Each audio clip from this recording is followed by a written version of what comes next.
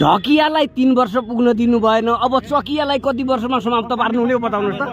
ढकियालाई बरघटमा पुर्याउनेहरू हजुर यही देशका ठुला दल हुन्।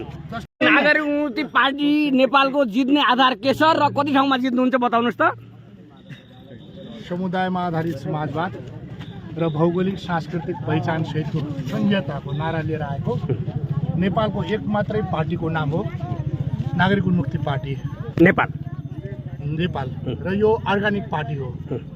यो आयातित पार्टी होइन। अमेरिकी कांग्रेस हुँदै भारतीय कांग्रेस हुँदै नेपाली कांग्रेस भएको पार्टी होइन। यो चाइनिज कम्युनिस्ट फलाना कम्युनिस्ट हुँदा र नेपाली कम्युनिस्ट भएको पार्टी होइन। यो नागरिक उन्मुक्ति पार्टी नेपाल र चुनाव चिन्ह जातो। यो हरेक नेपालीको घर घरमा पाइन्छ। हामीले यसैमा दाल पिनेर खान्थ्यौँ, हिजो पिठो पिसेर रोटी बनाएर खान्थ्यौँ। त्यसकारणले यो आफ्नो पार्टी, हाम्रो पार्टी, भूमिपुत्रहरूको भूमिपुत्रले जन्माएको पार्टी र सबैको पार्टी, नेपालको पार्टी, नेपालीको पार्टी र सम्पूर्ण नेपाली दाजुभाइलाई यो जातो अर्थात् चकिया चिन्हमा छाप लगाएर अत्याधिक बहुमतले अर्ग्यानिक पार्टी, हाम्रो देशको पार्टी, हाम्रो भूमिको पार्टीलाई चाहिँ विजय गराउनु अनुरोध गर्दछु। ढकियालाई 3 वर्ष पुग्न दिनु भएन, अब चकियालाई कति वर्षमा समाप्त पार्नुहुने हो बताउनुहोस् त।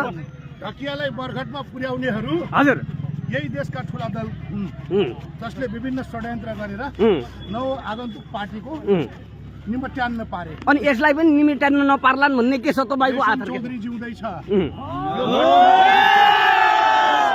भने फेरि अर्को पार्टी खोल्छ रेशम चौधरीले, होइन? बिना कारण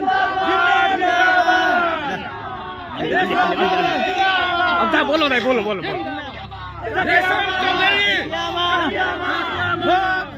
कति सिट जित्नुहुन्छ यो पटक? कति सिट यो पटक कति सिट जित्नुहुन्छ? सिटमा जित्छौँ। कुनै सिट?